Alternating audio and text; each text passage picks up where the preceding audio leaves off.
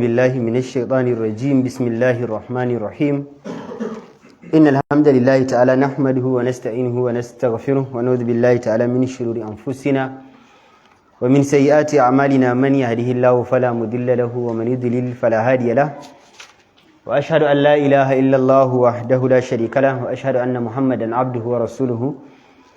رب اشرح لي صدري ويسر لي أمري واحلل عقدة من لساني يفقهوا قولي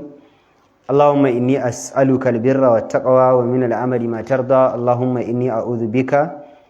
أن أشرك بك وأنا أعلم أستغفرك لما لا أعلم بارك السلام عليكم ورحمة الله تعالى وبركاته barka mu da saduwa annan masallaci mai albarka masjidul mumtaz da kenan gurgumari a garin Maiduguri yau insha Allah ta'ala muna yammacin Alhamis 27 ga watan Jumadal Akhir shekara ta 1447 wadda ya zo daidai 18 ga watan 12 miladiya ta 2025 insha Allah ta'ala karatun littafin suwar min hayati sahaba na Dr. Abdurrahman Rafatul Basha za mu tashi sahabin manzon Allah sallallahu alaihi wasallam Dulaiha bin Khuwailid al-Asadi Dulaiha bin Khuwailid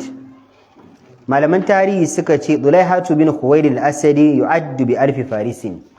Dulaiha take shi shine ana kidaya shi a matsayin daidai yake a babin jarumta da gwarazan mayaka mutum 1000 da haka shi a babin jarumtarsa daidai yake da mutum 1000 shi kadai malaci fi sanati tasiyati lil hijra a shekara ta 9 bayan hijiran ma'aiki sallallahu alaihi wasallam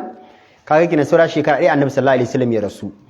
qadima ala al-madinati al-munawwarati wafdun min bani asad malice sai aka samu wasu tawaga yan kabilar Bani Asad suka nufato garin Madinan manzon Allah sallallahu alaihi wasallam da nufin suna so su musulunta da haka lokacin kaga an samu amulu food ne dama shekarar da Allah ya dinga sa mutane suna ta fahimtar addinin musulunci suna ta zuwa wajen manzon Allah suna musulunta shi idza jaa nasrullahi wal fath innam to a wannan shekarar ne su ma Bani Asad suka zo suka musulunta a hannun Ma'aiki sallallahu alaihi wasallam wa kana ala rasi Dulaiha bin Khuwailid al-Asadi kuma jagoransu da ya musu jagora ya kawo su gaban manzon Allah sallallahu alaihi wasallam shine wannan sahabin da muke magana akan shi Dulaiha bin Khuwailid al-Asadi shine ya musu jagora a matsayin shugaban su ya kawo su gaban Annabi sallallahu alaihi wasallam falamma balagul masjid an-nabawi malaci lokacin da suka zo masallacin Annabi sallallahu alaihi wasallam mathalu bayna yaday rasulillahi sallallahu alaihi wasallam alai daka shi sai suka tsaya mutanen sai suka tsaya a gaban annabi sallallahu alaihi wasallam thumma qama khatibuhum sai mai magana da yawun su ya tsaya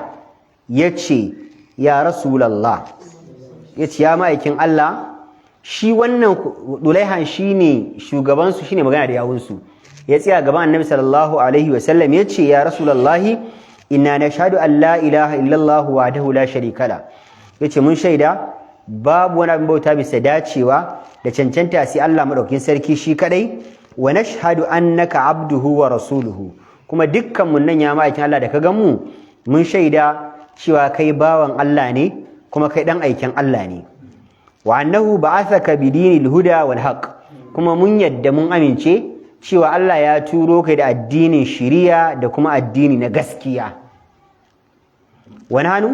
sai ce kuma mu daga gamun nan gaba daya innama ji'inaka min indi anfusina wa lam tab'ath ilaina ahadan mu ya manzo Allah mu muka kawo kanmu da kanmu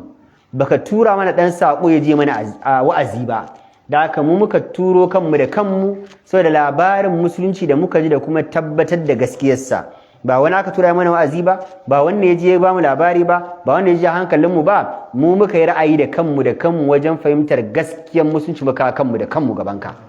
da haka ba wai wani ne ya je mana wa'azi ba fa taqabbal islamana ya rasulullah sai ce ya ma'aikin Allah ka karbi musuluncin mu mana musulunta a hannunka farahaba bihim annabi sallallahu alaihi wasallam akrama tarhibin annabi sallallahu alaihi wasallam musu maraba ta girmamawa kuwa goma ta arziki annabi ya musu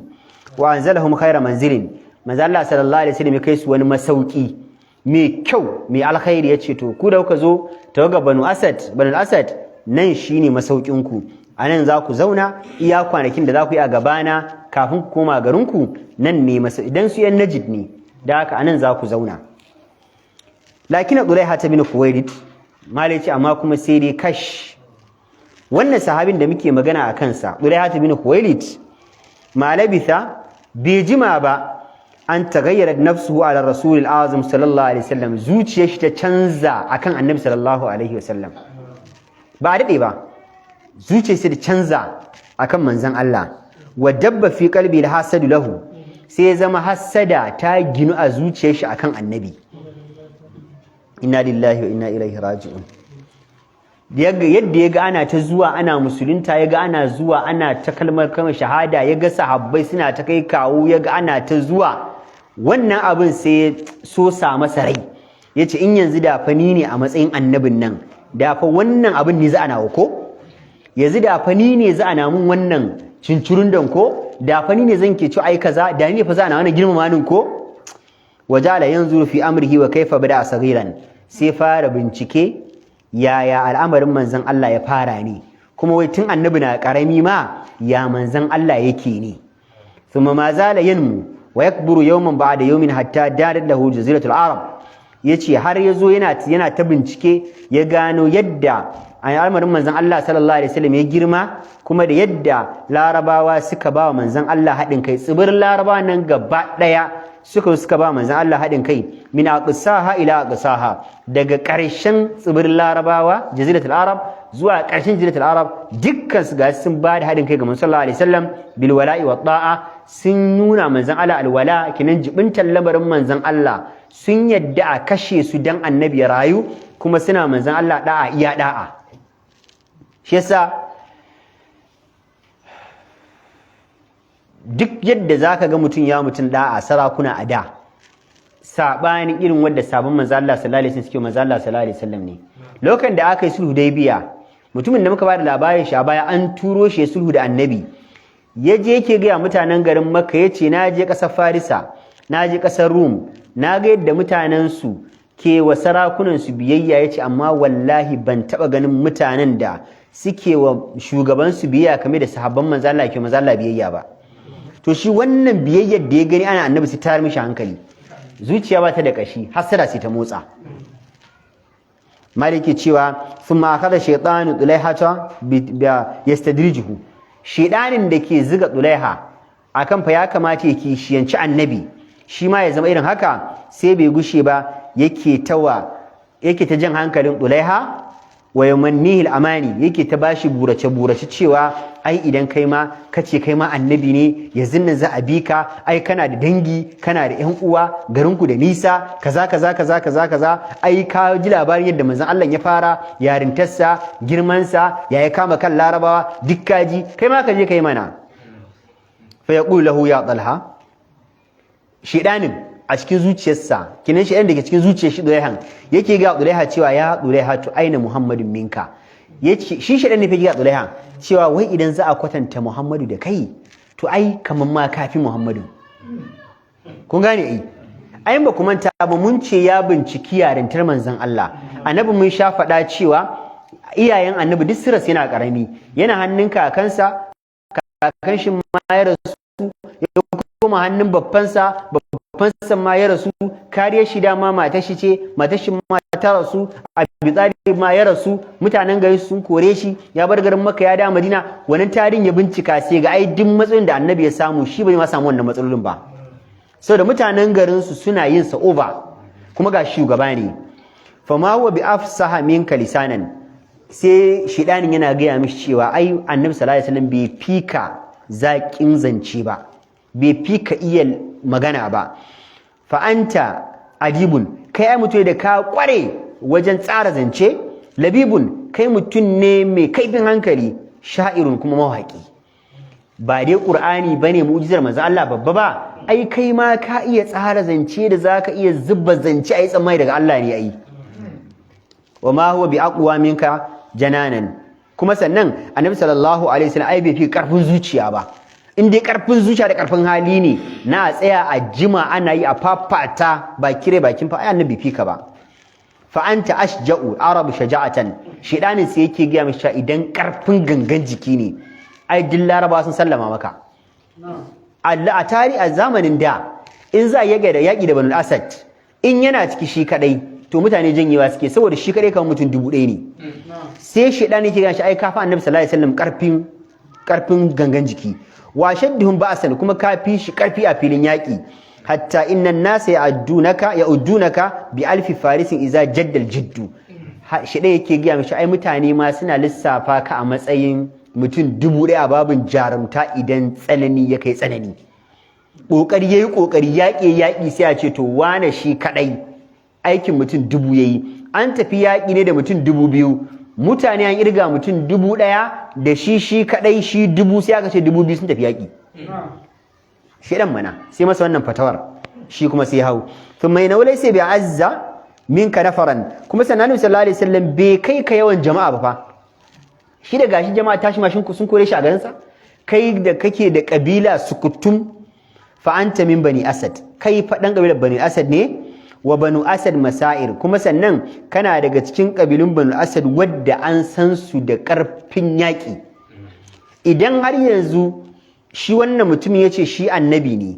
annabi sai so ya yaƙe shi ƙarfin ƙabilarsa na banu asad annabi sai da sahabbai ba su zuwa su yaƙe shi ba da haka lahum fi mayadiniha ayyam mashhudat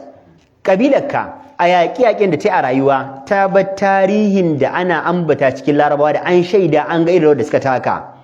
wa mawaqifu ma'adudat kuma suna da wasu wajaje na musamman wadda aka kirga musu cewa tarihin Laraba ba a taba samun wadda ya jarumta irin nasu ba me zaka tsorata dan zaka ce kai ma annabi ne me zai baka tsoro ai dai karshe a ce dai annabi zai yake ka ko in ya ci ma kai makareci to jama'ar da annabi zai hada ba su isa su je su yaki kabilar ka ba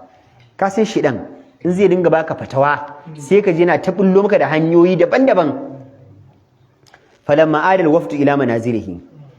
lokacin da shi Dulaiha suka koma garinsu sun gama zama a gaban manzala sun koma garinsu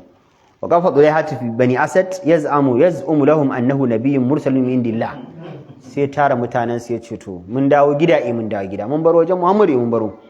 aya dawar mu a hanya ni ma Allah madaukin sarki ya bani annabtan nan ai da ma Allah ne yake bayarwa ko to ni ma Allah ya bani yanzu ni ma manzo ne daga Allah da haka babu amfanin ma zuwan mu wajen Muhammadu yanzu ya kawai ni zan dinga baku dokoki da shari'o'i ku karba fatabi'uhu jami'an imma imanan bihi mali ce kuma gaba ɗaya garin duk garin suka bi shi ba a samu mutum ɗaya da mai tutsu ba su duka suka je gaba annabi suka musulunta da suka dawo ya musu wannan hudubar kuma su duka suka imani da shi mali ce ko dai suna masu gaskata shi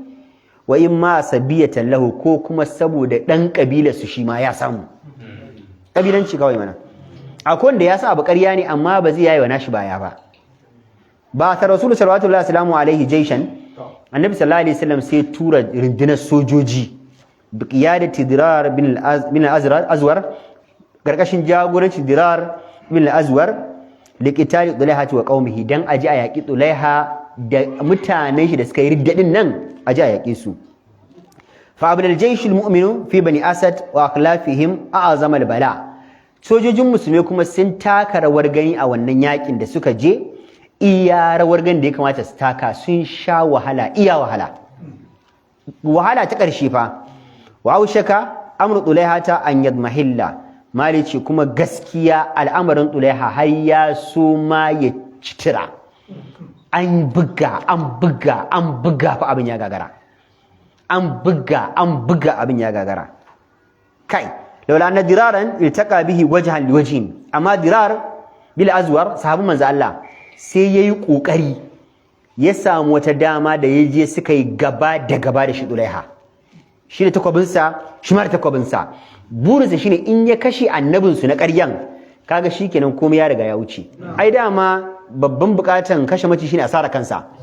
in an sara kan wannan ba shikenan ba to yayi wannan ƙwarin wa darabahu bi sayfihi kuma Allah ya ba wa dirar dama ya bige shi da takwabinsa dukan gaske fa sha Allahu an yambuwa anhu sayf amma Allah madaukin sarki sai ya tsara da ya kai takwabin ya bige shi, ya kamata takobin ya same shi, amma wani yin Allah, ka ji yin Allah, idan Allah bai halaka da ka ba ka halaka ba. Da ya bige shi da takobin ya jefa jikin shi, ya taba jikin shi, amma da taba jikin shi yadda ka san ya daki karfe sai ƙara dawowa. Idan ka buga takobi a kan karfe ai zai dake shi ne dawo. Da ya buga takobin ya kamata ya raba shi gida biyu, takobin da ya je dake shi sai dawo. Wa Allah yu'thira fihi, kuma takobin ko tsaga shi bai yi ba. Ka san takobin Malam Usman? To namijin sahabin annabi ya buga ma takobi a kafada ce ko a kanka, a ce ya dake ka ya dawo, ko sara ka bai bala tana huda ka, kuma dukan gaske aka ma. Fagatana matsulaiha tu dalika, Zulaiha da ya ga wannan abin ya samu a gare shi, sai ya samu wata damar daban. Wajalin shi'u fi qaumihi, yana ta yadawa cikin mutanansa, annallaha yahfazuhu wa yarfa'u an, yace ai mate da za ku tabbatar da ni annabin Allah ne. Dirar ya zo ya same ni takwabin sa, ai kuna kallo, ya buga min takwabin akai, takwabin yadda ke ni ya dawo. Kun ga yanka akai na? To Allah ne ya tsare ni. In ba ni annabin Allah ba, ya za a buga mutum takwabi ya zama bai huda shi ba, bai fasa shi, bai yanka shi ba, ya je ya dawo. Kun tabbata ni annabi ne? Suka ce kwarai, sami'na wa ata'na. Don ne ƙara jinsu. Wa nasiyufa alqadi'a la ta'malu fi jasadihi, yake cewa takubban da suke kashe mutum lokaci daya, daga an sara kasarwa ka gida biyu, ni idan za a buga su a jikina ba sami komai. Fajtama alaihi man tafaraqan, akwai wadda a farko da suka ji yaƙi yayi yaƙi sun dan watsi, to daga baya su ma da suka ji wannan labarin suka ce to mun yadda annabin gaske ne, kawai sai suka dawo. Wa tabi'ahu khalaqun kathir, mutane da yawa ku suka dinga bibiyar addinin sa, aka dinga shigowa saboda an ji cewa an ga takobi an sara shi, takobi bai sara shi ba. Ai ko shikenan labari ya bazza tsibirin nan nasu Najd da garuruwan gefe, aka dinga zo ana mashi baya ga annabi an samu. La ilaha illallah. Shi yasa Allah ya ce umli lahum inna kaydi matin. Ba duk abin da kake gani kana yi mara kyau, kana cin nasara kai zaka tsammanin daidai bane. Ba daidai bane. Akwai abin da zaka kasa a gaban mara kyau, kana tayi kaga kuma a wannan harkar ubangiji yana ta buɗa maka, wallahi talala ne. Ba wai Allah ya yarda abin da kake yi bane. Allah yana so ya tara ka riya ya kuna ka da hujja. Wa qad zadahu quwwatan ala quwwa, wannan tawagar da ta ƙara mara masa baya, habba ai sai karfin shi ƙara karuwa kan karfin da yake da. Wafatul rasul sallallahu alaihi wasallam, bayan nan kuma bayan ya samu jama'a, ga wani karfin annabi kuma ya rasu. Kaga yanzu ya zama a wannan tsibirin dama annabawan biyu ne a nasu tunanin, annabi sallallahu alaihi wasallam da shi, to yanzu annabi ya rasu, yanzu waye rage annabi shi. Wartidadu kathir min al-arabi an dinillah, kuma aka samu ridda, sahabban manzo Allah sallallahu alaihi wasallam da ke bayan garin Madina suka dinga ridda akan zakka, wanda suke ridda din nan sai suke komawa addinin sa. Wa khuruju min al-islam afwaja, malai ce mutane suka dinga fita a cikin musulunci jama'a kama da khalu fihi afwaja, kai da masu shiga musulunci ne jama'a suka dinga ridda. Wasu sai suke ta koma addini, saboda addinin shi babu zakka, babu sallah, babu duk abin da musulunci yayi suke gani ya dame su din, to babu addinin sa. Kaga shikenan ai, ga kuma dama ya bada wani tarihin da an ga abin ga wanda gaskiya an sara shi bai saru ba, shikenan aka makarkale mishi, kankace mi jama'a ta ƙara karuwa. Makari siddiqu radiyallahu alaihi yali amral muslimin, malai ce bayan rasul manzo Allah an gama siran annabi sallallahu alaihi wasallam, aka bawa sayyidina Abubakar Siddiq khalifa, hatta qad ahada ashara liwa'an li ahada ashara qa'idan. Abubakar Siddiq yace to yanzu ina da yaki babba a gabana, zan bada tutar komandanci ma jagororin yaki mutum 11, wa wajahum jami'an li harbil murtaddin, yace gaba ɗayan ku ba har na za ku je ku yaka ba, ku je ku yaki da suka ridda. Wa kana Zulaiha bin Khuwaylid wa qawmuhu bin Wayn, yana daga cikin mutanen da aka sa Khalid bin Walid ya je yake su. Fatawajjaha sayfullahi ila mawadin bani Asad fi Najd, takwabin Allah Khalid bin Walid ya tunkari garin Najd inda Banu Asad suke. Wa arsala fi muqaddamati jayshihi migwarin, da aka a gaba kuma sai ya sa wasu sojojin kundun bala ithnain min magawir muslimina huma, duk sojojin Khalid din ƴan kundun bala ne, amma sai ya ɗauki wasu mutum biyu wadda sun fi kowa zama 'yan kundin bala ya saka su gaba. Wayannan mutane shine Ukasha bin Mihsan, Ukasha mutuna shayi, Ukasha bin Mihsan wa Thabit bin Salamata da kuma Thabit bin Salama liyajusa khilal ad-diyar dan su kutsa garin Banul Asad su je su jiyo labarin shirin su, yawan makaman su, yawan sojojin su, ya plan suke yi, aje ajiyo dan a santa ina za a afka musu. wa da saƙaɗa lilmusulmi al-akbar su tsuntsuntuwa musulmai labarai wadda za su iya gina yakinsu a kai. fa zafira bihima Dulaiha bin Khuwailid kankace mi kawai sai gano su, ya ce wayan nan ba mutanen garin nan ba ne, sabon annabi sallallahu alaihi wasallam ne, ku kamo su. Ukasha bin Mihsan wadda fa manzo Allah ya bashi aljanna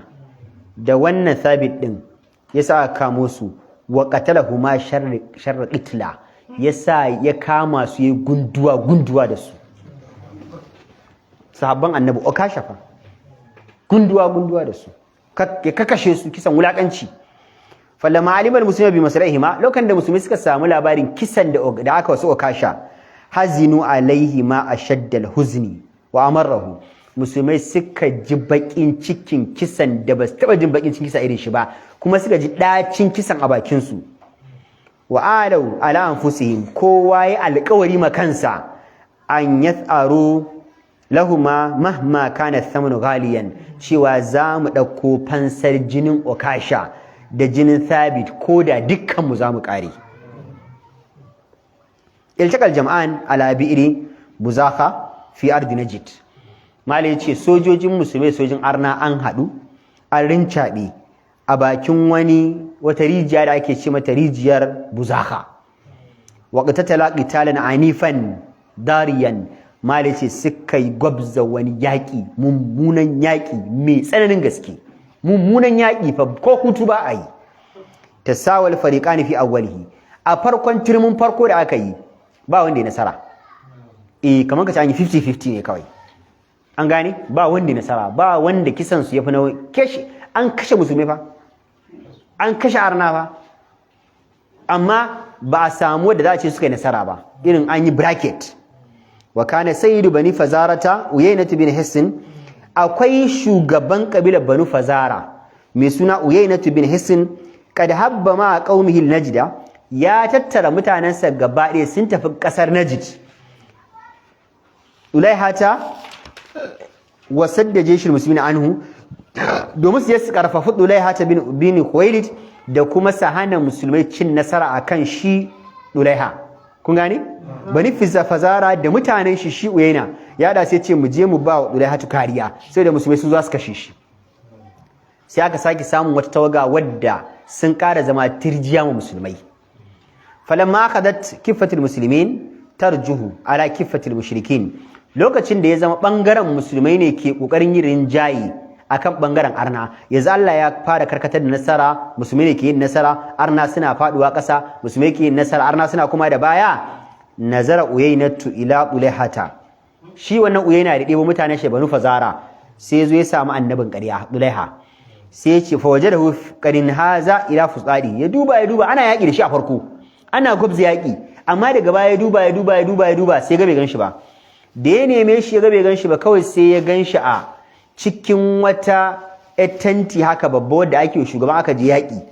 Kun gane? Ba ana ma shugaba tanti babba a ajiye shi ba, yace sai ya ganshi a ciki.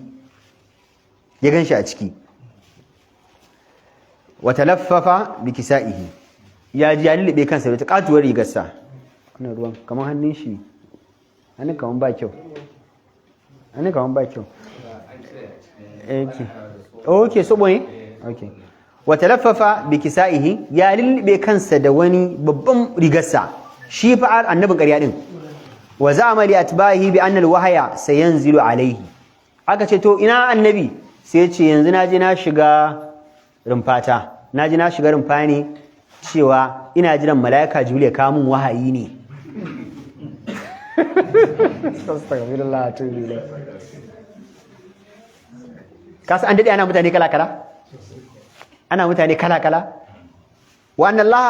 sayumidduhu bil malaika aka ce shi Uyayna yazo ya ce to Zulaiha ya labari ya ce to ana mun wahayi ina jiran wahayi yazo kuma Allah zai aika mun malaiku da su tayani yaki kaga ana ta kakashe arna walamma hamiyar wadis lokacin da yaki ya ƙara rincabewa aka ci gaba da kashe su da yawa wa taqulat wadatul muslimi ala atba'i Zulaihati aqbala alaihi sayyid bani Fazara wa qala ya zama kuma kisan da ake wa mabiyan Zulaiha ya ƙara tsananta arna ana ta kashe su musulmai suna ta yin nasara shi wannan Uyayna sai ƙara dawowa a ciki ya sami shi Zulaiha a cikin tantinsa yace wai annabi ya labarin wahayin ne mala'ikan bai zo bane hal ja'aka al-malaku ya Zulaiha annabin ya zo ne kala la ya Uyayna sai shi Zulaiha ya ce a har yanzu annabin bai zo ina da jiran shi ba ganna arfa ba wahayin nake jira shi ta lallabu faraja wa qatala Uyayna ƙara kuma ya ci gaba da yaki hatta zdadatil wadatu alaihi wa ala qawmi mithqalan kai shi ma fa Uyayna da ya ɗibi mutanen shi ba ƴan garin ba ƴan kabilar Banu Asad ba ƴan garin Banu Fazara yaga an kashe masa kusa rabin mutanensa ka ɗebo mutane ka kawo taimako an kakashe su da zaka je ka ce ƴan uwansu kai sai ya koma fakarra ala Zulaiha ya fado rumfar da Zulaiha yake cike ce la abban laka yace kai annabin ba akrawa kallah amma abuwa ban faɗa ba kun gana wasu ra'ayi yawa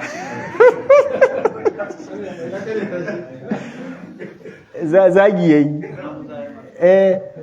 a ji aka Jibrilu wai Jibrilun ya zo ne kala la ya ce a Jibrilu bai zo ba fa kala Uyayna sai ya ce hatta mata wai har sai shi ne Jibrilu zai zo ne ana ta kashe mutanen mai shi Jibrilu zai zo wallahi laqad balagal jahadu minna kullu mabla yace barnar da ake mana fata kai makura duk wani kokari da ya kamata mu yi wallahi karfin mu ya kare muna buƙatan mala'ika ya zo mala'iku su zo su sa mana hannu sun maraja'a Uyayna dai bai dai kasa gobe ƙara komawa fa qatala qitalan anifa ne ƙara yaki mai girman gaske sun makar ala Zulaiha ya ƙara dawowa rin fa Zulaiha dina nan a rufe da rigarsa ina jiran mala'ika ya zo fa qala hal ja'aka Jibrilu Uyayna sai ya ce wai Jibril ya zo maka ne kala na'am sai ya ce Jibril ya zo yanzu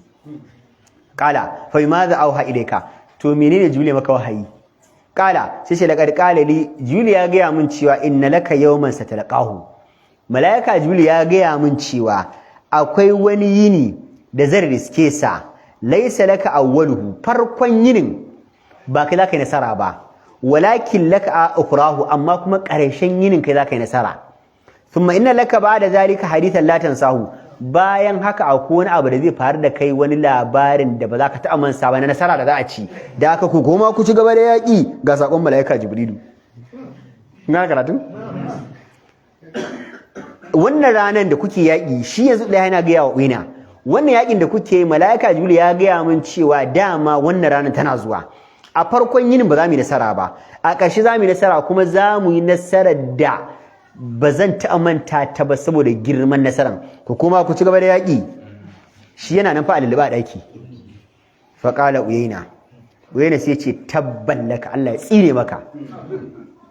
ara wallahi laka hadithan la tansau tabbas ni ma na gano shi akwai labarin da zai same ka wanda ba za ka manta shi ba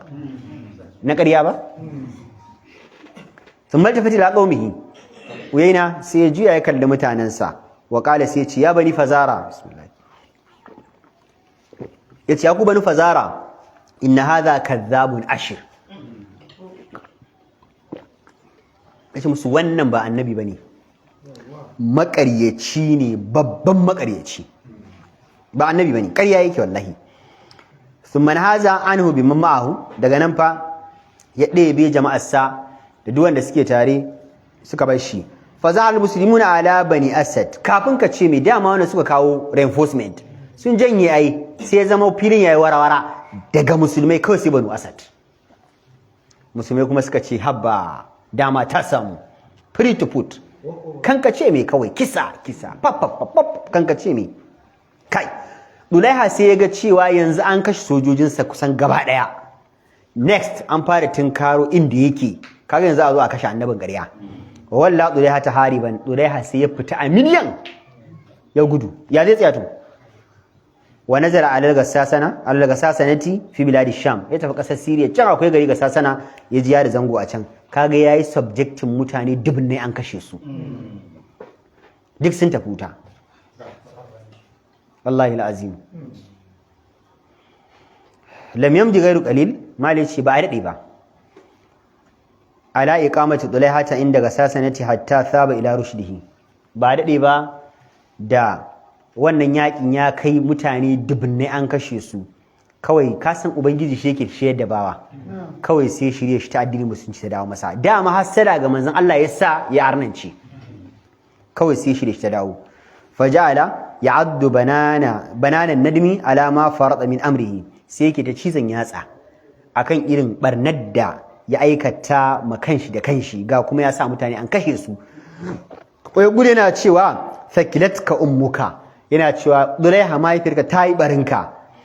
kam huwa muri'un law anna sayfa dirar bin al-azwar ataha bihamatika wai yayi al'amarin zai kasance gare ka ne da a ce Allah bai tsare ka ba takwabin da dirari ya kawo ya buga ma a goshinka nan da Allah ya kaddara ya tsaga ka gida biyu wai da ka je gaban Allah me zaka ce wa Allah wannan abin bai shi ka tsoro ba ai shi da kanshi ya san tsarin da Allah ya masa na takwabin nan an buga mar a goshi bai kashe shi ba wallahi ya san Allah yana son ta alkhairi ne haka ne daga kunta tuqtalu murtaddan da ku an kashe ka kana mai ridda an dinika mushrikan bi rabbika ka yi ridda ga addinin musulunci kuma kana mai shirka da ubangijinka amma Allah ya tsare ka ba maka wannan kisan ba wa yakunu masirukan nar shi da kanshi yake ga kanshi ba yace kuma sai zama komar ka farce wutar jahannama takilatka ummuk yace kai durairi shi yake shi kanshi fada yace mahaifiyata ta yi wabina illam tamdi hadhihi sa'a yace idan har a yanzu nan ban tafi ba ila khalifati rasulillah zuwa khalifan manzon Allah musliman mustaslim ina musulmi ina mai mika wuya in ma hangin na za a yi dai amma na san na tuba congratulations kam wale fa albika ma ya sha khalifa Abubakar Siddiq duk abin da ya ga dama zai yi da kai kawai yayi amma dai da ka je wa Allah da irin wannan mummunan abin da ka aikata ne ka kashe sahabban annabi ka kai mutane dubbinai an kashe su me zaka je ka ce Allah wanda kai kanka da wanda doka ta kama a maka wa inna dhalika ahwanu alayka min lahzati azabin taslaha fi jahannama yawm alqiyama yace dan wannan yafi maka sauki akan yar kankanuwar azabar da zaka iska ran tashin kiyama mun sha fada ai manzo Allah yace za ka mutumin da yafi kowa jin ni'ima a duniya shi a duniya yafi kowa gata yafi kowa jin dadi amma sai da bai bi Allah ba manzo Allah yace haka za a masa a cikin jahannama flashing za a tsoma shi ne kawai a cire shi a ce masa shin ka taba jin wani dadi a rayuwarka yace shi tunda Allah halice shi a cikin wuta aka halice shi shi tunda aka halice shi a wuta aka halice shi yanzu ne aka cire shi so daya duk wani ni'imar da ya ji ya manta ta to shine yake wa kan shi fada yake cewa dan ka je ka tuba ka kai kanka amma hukunci dai da abin da ka aikata yafi sauki a gare ka da ka je wajen Allah da irin wannan mummunan aiki ahidallah ya Dulaiha yace ya Dulaiha kai wa Allah alƙawari in huwa sallamaka hatta tafida alal madina in ya mika ka mu mutanen Madina cewa su dauki fansa a kanka wallahi Abubakar bai yi laifi ba kidan yanzu aka sidi da ce to ya jama'a Madina ganan Dulaiha shine kashe muku yan uwa a filin yakin da muka ji a Banu Asad ku yi abin da ya dace in za su yi gunduwa da nama na wallahi Abubakar bai yi laifi saboda ni ma na musu barna an taj'ala unuqaka allati najat min sayfi dirar bin azwar ya zama wiyana da ya tsira daga kisan da dirar ya kamata min ya zama ya ba da shi ga mutanen Madina su dauki fansa sannan in bai yi hakan ba to na fida alidinillah ni in ba da kaina ga Abubakar Siddiq ya zama fansa ne ma addinin Allah wa wiqa lil muslimi kuma ya zama kariya ga musulmai in Abubakar bai mutanen Madina sun kashe ni ba to ni kuma nayi alƙawari zan ba da wuyan nan nawa da Allah ya kaddara ban mutu ba ya zama zai ba addinin Allah kariya kuma sannan zai zama fansa ma addinin Allah na abin na addinin Allah na barna thumma nazala ila bi'rin ya bar ƙasar Syria ya zo samu wata rijiya ya da zango a wajenta fagtasala bima'iha yayi wanka da ruwan rijiyan wa shahida an la ilaha illallah ya shaida ba muta da gaskiya sai Allah wahdahu la sharika wa anna muhammadan abduhu wa rasuluhu kuma annabi sallallahu alaihi wasallam annabin Allah ne wa safihu wa khaliluhu manzo Allah shine zababban Allah kuma badadayin Allah kaga yanzu ya dawo musulunci kenan dama arni ne ya shiga musulunci hasada ga manzo Allah sai ya ridda har je ya yaki sahabban annabi ya kashe sahabbai yanzu kuma ya dawo ya musulunta balaga Dulaiha bin Khuwailid asali Madinatul Munawwara. Dulaiha ya dauki kafarsa da kansa ya kawo kan garin Madina. Wa dakala ala amirul mu'minin Umar bin Khattab. Ya shigo da sayyidina Umar mulinan islamahu yana mai bayyana musuluncinsa. Lokacin kafin yazo sai na baka sidi bai jima mulki ba. Sai na baka sidi ya rasu. Sai zo sayyidina Umar fa qala lahu al-Faruq. Sayyidina Umar sai ya ce masa wai hak. Sayyidina Umar sai ya ce masa kai tanka. Alasta alladhi qatala ar-rajulayn as-salihin wa kashata wa thabitan. Ni kan ba kai bane mutumin nan da ka kashe mutane mutum bi mutanen kirki sahabban manzon Allah Thabit da kashe bin Mihsan ba kai bane. Thumma ardafa qailan. Sai Umar ya ci gaba da cewa inna nafsi wallahi la tartahu ilayka abada. Umar ya ce na rantse maka da Allah zuciyata ba za ta taba samun nutsuwa da kai ba har abada.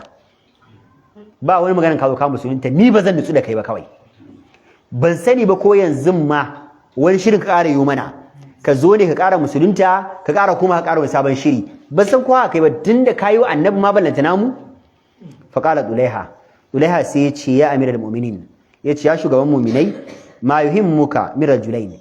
to menene damuwarka da wannan mutum guda biyu Ukasha din da Thabit kai me matsalar ka da su huma ukrima bi shahadati ala yadayya Allah ya karrama su da samun shahada suna aljanna a hannuna kai me matsalar ka da mutuwar su suna fa aljanna in kukula kamar su yake riya sai na Umar kenan shi fa Allah ya taimaka sun samu gata ne ma a hannunsa na sun tafi aljanna kun gara karatun wa ana shaqitu bihima ni kuma na tabe sanadiyar kashe su da nayi tabewa ce mana ta same ni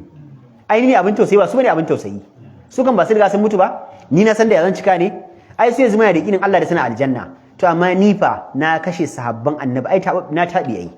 wa inni la astaghfirullah alazim wa atubu ilai kullum ban da aiki saboda kisan nau'in nan mutane guda biyu sai yin istighfari in tuban koma ga Allah fastajaba lahu Umar sai ya ce to shikenan na gamsu da abin da ka faɗa ba komai wa qabila islamahu sai na Umar ya karɓi musuluncinsa yace ba matsala yanzu ka zama dan uwan mu Allah ya fi mana duka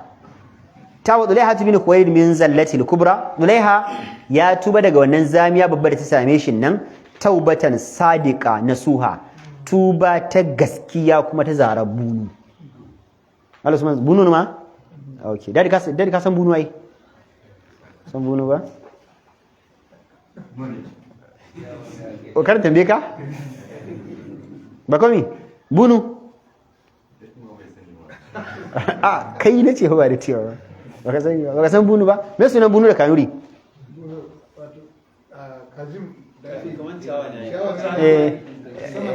yawa wani dogon ciyawa gani ana sawa a ƙauye kuna da ƙauye?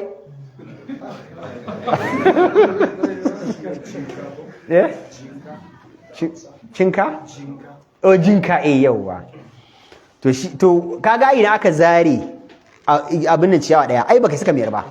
garin sai dai kariya ai sai ake cewa taubatan nasuwa tubar zara bunu kenan in ka fita daga laifi kaina to ba za ka ƙara koma yadda wannan igiyan ba zai koma ba to ka ba za ka koma laifin ba to shine ai taubatan nasuha din to shine yake cewa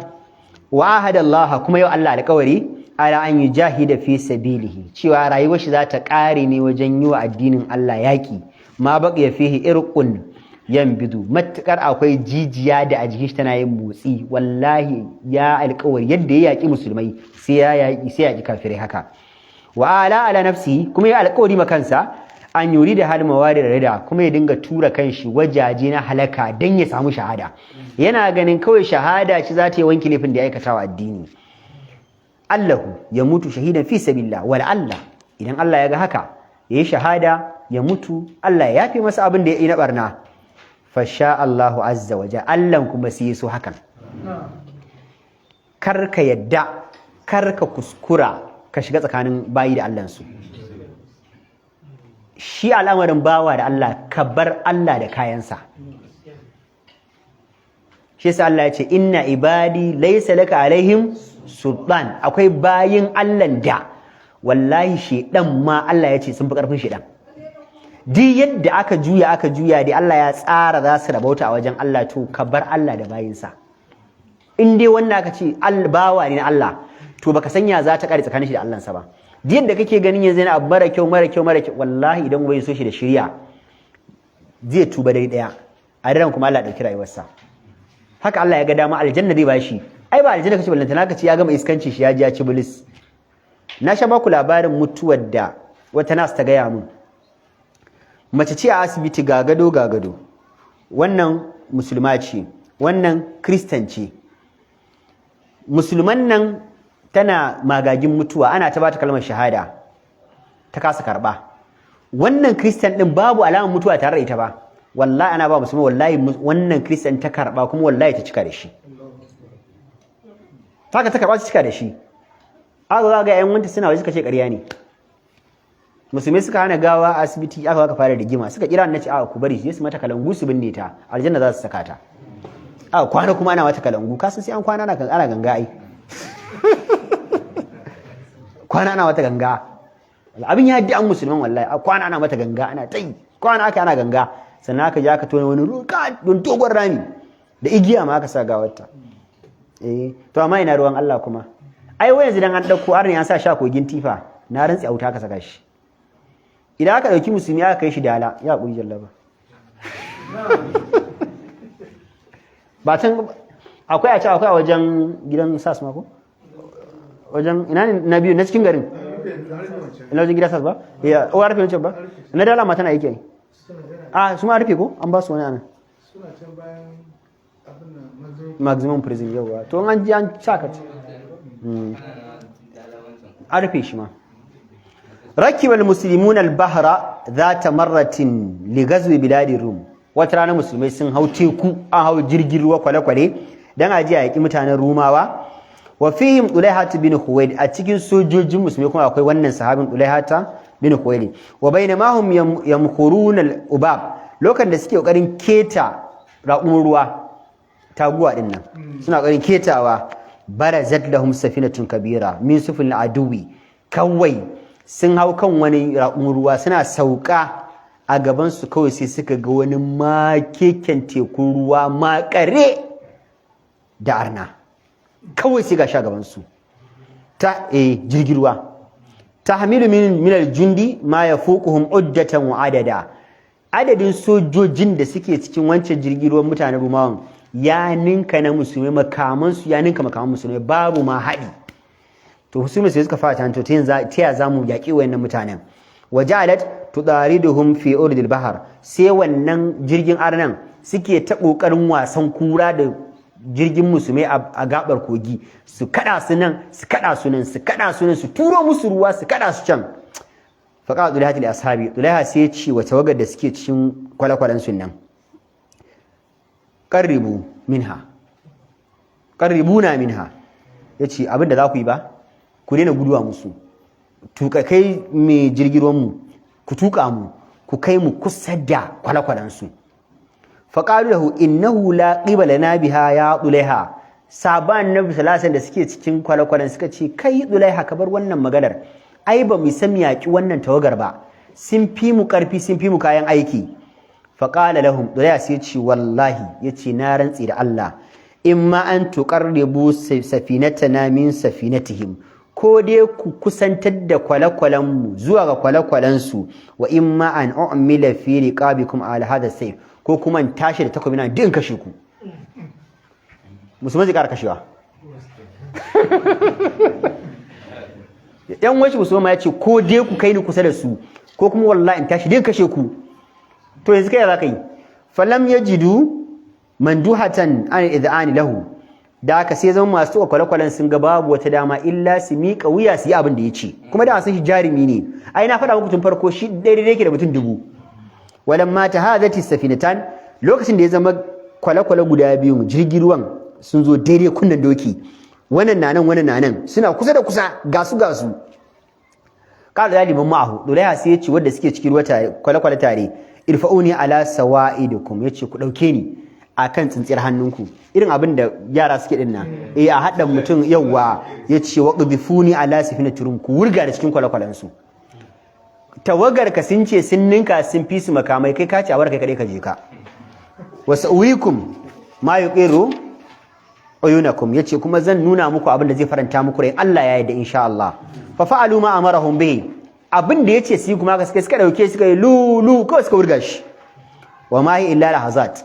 wallahi ma da yace kafin ka ce kiftawar ido, hatta wa thabatu laihatu ala safinatil ada, kawai sai ga shi Dulaiha ya dira a cikin kwale-kwalen arnan, wanqad da alaman fiha gidada sa'iqa, ya afka wadda suke cikin ta irin afkan da ka san walƙiya na yi. Walƙiya idan za ta saku ba kana ganin ta tana zuwa pap ta kuma ba, kawai da dirassa kwale-kwalen da fara kashe su duk a cikin sakan ɗaya fara. Wa ajala saifahu fi riqabihim yamnatan wa yasra, kawai ya dinga gudanar da takwabinsa hagu da dama, kisa ta dama kisa ta hagu. Fadahilu, kankace mai kawai suka rikici. Waja'alu yatadayaruna tahta darabi, kawai sai suke ta tsalle, idan ya bige wannan sai ga ya tashi sama, in ya fille ka wannan sai ga ya tashi sama. Kankace mai gaba ɗaya ka kashe zai wanda ya kashe, wa ma illa qalil, duk tawagan nan fa shi kadai ya kashe su, mutum yan kadan suka rage. Hatta qutila minhum man qutila, ya kashe wanda zai kashe, wa ghariqa minhum man ghariqa, wanda suka ga ba za su iya kai su takwai ba suka fada cikin kogi, wastaslama al-waqu sara kuma suka yi saranda. Shi daya. Masha Allah. Da za ma ya dan bata mare ko akar makalla. Amma yanzu ya dan yi firi ba? To bari mu ci gaba. Wa filatil qadisiyya, a daren qadisiyya kuma akhraj Sa'd bin Abi Waqqas Dulaiha bin Khuwaylid al-Asadi fi khamsati min rijalihi. Sa'd bin Abi Waqqas shine komandan da Dulaiha ke karkashin komandancin sa. Da aka sai Sa'd bin Abi Waqqas ya zaɓi mutum 5, a cikin su akwai Dulaiha. Wa akhraj Amr bin Ma'ad Yakrib, sabin manzo Allah Amru shi ma sai ya cire fi khamsati akarin, shi ma ya cire sojoji mutum 5 cikin sojojin su wanda yake musu komanda. Wa amarahum an yatasallalu ta junahi zalam, sai suka ce ku tafi a cikin duhu, an ji kaji karisiya ne, ku tafi cikin duhuwar dare ila mu'askaratil furs, zuwa ga tanti kam inda arna suke mutanen Iran, liyatuhu bi akbarin, ku zo da labarukan su, mu san irin tanadin su, sojojin su, makaman su. Kaga yanzu an tura mutum 10 kenan ai. Sa'ad ya tura 5, Amru ya tura 5, 10. Fama in dakalat sariyatan mu'askar, kafin ka ce mai wannan mutum 10 sun shiga cikin wannan camp din, hatta khala'at qulub rijaliha min hawli ma ra'aw min al-adad wal udda. Wannan mutum 10 da aka tura a take gaba ɗaya suka firgita saboda sun ga irin tanadin da mutanen Iran suka yi na makamai da sojoji. Mutum 10 duk suka firgita. Wa ma wajadu min laqazati wal uhba, da kuma irin abin da suka gani na sojojin a fadake suke, kuma da irin ashiye suke, suna kula, a dinga kula fa ba bako ko kowa ya kalli na gefen sa, sun san cewa za a iya zuwa lekin asiri, ya zama a fadake suke, kaga suke gudun kada a gane su. Faraja Amr bin Ma'ad Yakrib wa ashabu, Amr bin Ma'ad Yakrib da mutanen da ya tafi da su sai ya janye ya koma dan kar a gane su a kama su. Walahiqa bihim rijalu Dulaihata al-khamsa, mutanen Dulaiha guda 5 din nan su ma suka biyo baya suka silale suka adda mutanen Amr bin Ma'ad Yakrib. Amma Dulaihatu nafsuhu, Dulaiha famada ila gayatihi, yace to tunda na riga na shigo wallahi sai na ji har karshe, dan su suna zuwa bakin inda camp din sojojin yake suka tsorata suka koma, shi kuma yace wallahi sai ya ji har karshe. Ghayra hayyabin wala wajal, yace ba tare na tsorata ba tare na firgita ba, me nazo yi in na kuma na ban zo nema ban da zo nema ba, he na ji na nemo. Wa qada lailatahu yatanaqalu fi arja'il mu'askar, daren nan nashi gaba ɗaya ya karar da shi yana yawo tsakanin cikin camp din sojojin, ya je nan ya dan tsaya ya ji labari, ya je can ya tsaya ya ga tanadin su, ya je can ko bai bari je ke dare ne bai bari an gane shi, kasan kowa yana cikin makamai ai. Falamma adbaran layl, lokacin da asbahi ta tinkaro gari zai waye to anan kuma za a gane shi. Ga kuma wani hadari, ya riga ya je karshen inda camp din yake. Lam yasha an ya'uda ajzajahu hamilan ma'ahu ma waqafa alaihi min asrarin, bai damu ba, ya san kawai cikin taimakon Allah zai yi kokarin da zai dawo da baya duk da baya dawo akwai hatsari. Lokacin da kauce cikin dare ne, yanzu asbahi ta fara yi, kuma bayan ka gaba ɗaya su ne, kuma the only way, the hard way and the only way, ita kadai ce da zaka koma inda mutanen ka suke. to sai ya ga cewa yanzu fa ya kamata ya kokarin ya koma inda ya zo, idan kuma bai koma ba a kashe shi to ai bai kai labari ba. sai ya ce to yanzu zai kokarin da zai koma. wa inna ma'amari da azami khaymatin min khiyamin askar, sai ya ce amma yanzu dabarar da ya kamata yi bai ya nemi tanti mafi girma cikin tantin sojojin. Dama idan kaga tanti babba to anan ko babban komanda yake. Ya je wajen fa idza amamaha jawadun lam yara mithlahu qattun, a bakin wannan tantin sai ya ga wani ingarman doki, tun da yake a rayuwa bai taɓa ganin doki kato irin shi ba. Fantada sayfahu,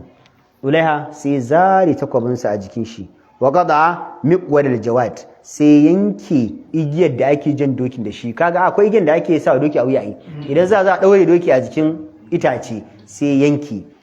Wa mtaqa zaharahu, ya hau bayan dokin. Dokin kwamandan yakin ne gaba ɗaya fa. Wan talaka ya adu bihi bain al-khiyam, sai taho bai gushe bai yana ta tafiya yana ta ketawa da dokin nan cikin tanti sojoji a guje. To wannan ne yasa su suka ankara, suka gane cewa wannan ba nasu bane. Falahiqa bihi farisun min fasanil qaum, akwai wani gwarzan soja cikin sojin mutanen Iran sai ya zo ya tare shi.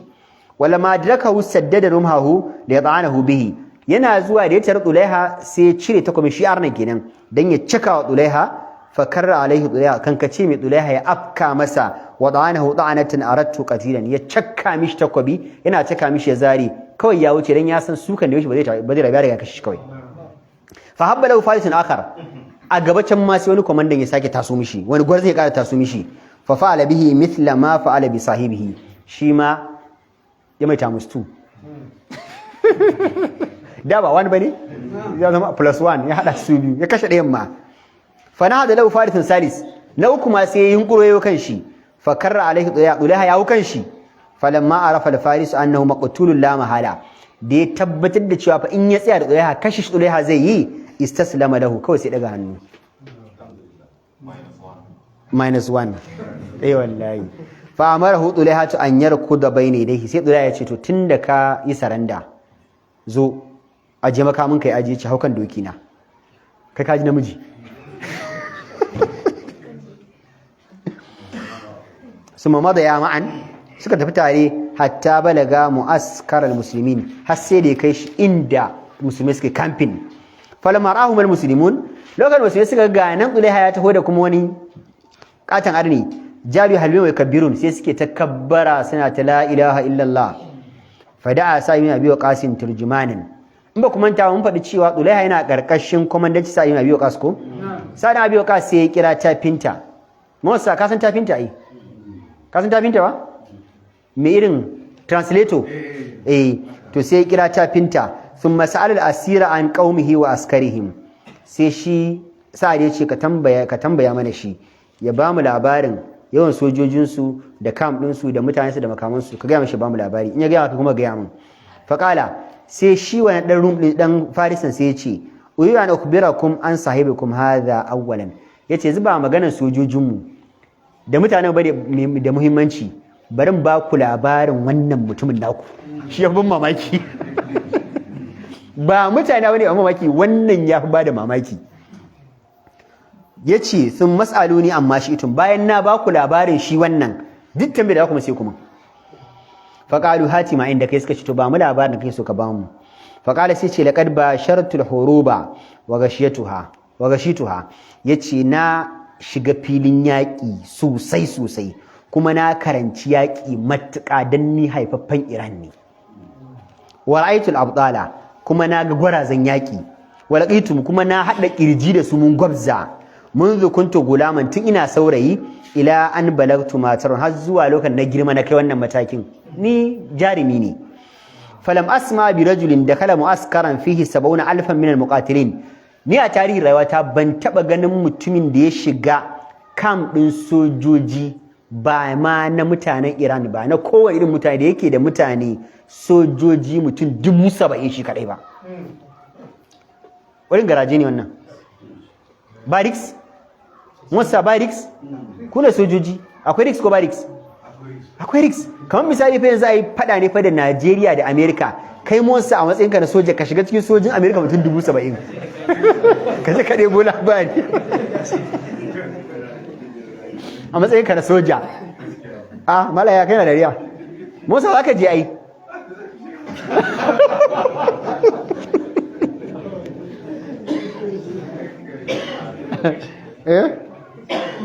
zai je da kuma labari yato shi bai taba ganin inda mutum daya ya shiga mutum 70,000 babu tsoro ba. yakdimu kulla muqatilin minhum khamsatu rijalin aw akthar. A cikin mutum 70,000 din nan ba fa iya su ne mayakan ba, karkashin kowane mutum daya akwai mutum 5 ko sama da 5. Ka lissafa idan kowane mutum 70,000 mutum daya a cikin 70,000 mutum 5 ne karkashin sa, sai ka ce mutum 70,000 sau 5 kenan. Multiply ba mutum 5 ba, za ka mutum 150. Mutum ɗaya shiga wannan abin. Falam yarda an yakhruja min al-mu'askar, kuma bai yadda ya fito daga cikin camp din ba, hatta a gara ala fusadil qa'id, har sai da ya je ya afkawa tantin babban kwamandan mu. Wa hataka atnaba khaymatihi, kuma ya yanke. Idan za a sa tanti ai zaka ga ana janyo wata igiya a daura da manyan duwatsu don iska kar ta dinga dauka. Ya yanke igiyoyin gaba ɗaya, tantin ya faɗo akan kwamandan mu fa. Wastalaba farasuhu, kuma abin mamaki ya kwace dokin kwamandan mu.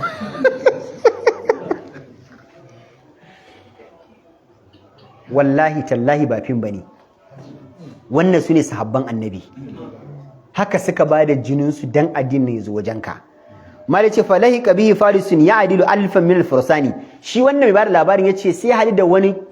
gwarzo, mu a wajenmu muna kidaya shi ne daidai yake da mutum 1000 a babin jarumta. Kenan kamar shi Dulaihan ba? Faqatalahu, kan an kare ya kashe shi.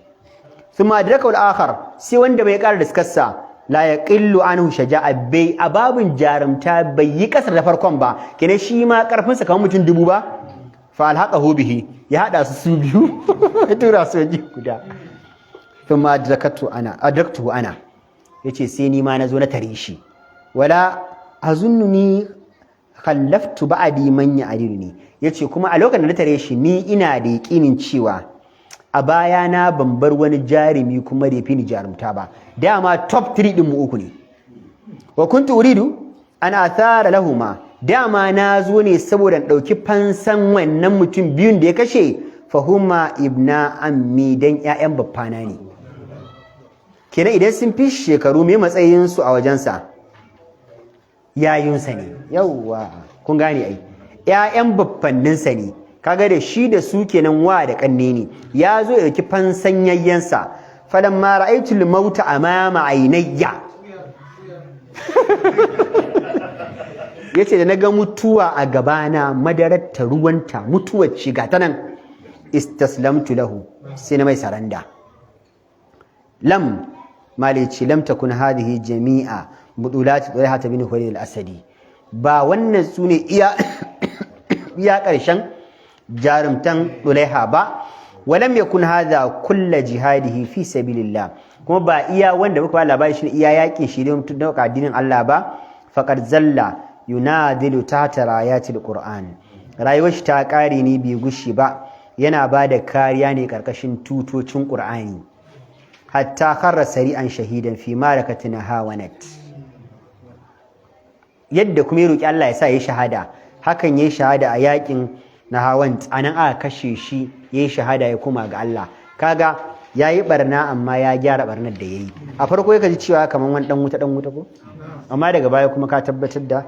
sati na tashi Ubadah ibn Samit. Wannan kan muna jin Ubadah ibn Samit yana hadisi da yawa ko? Umar dan Khattab yake cewa qabbaha Allahu ardan laysa fi Ubadah ibn Samit wa amsaluhu. Umar yake cewa Allah ya kunyatar da irin garin da babu Ubadah dan Samit da ire-irensa. Wannan sai na Umar ne kalli Ubadah ibn Samit ya ga ya mishi haka. Allah ka sa mun dace. Allahumma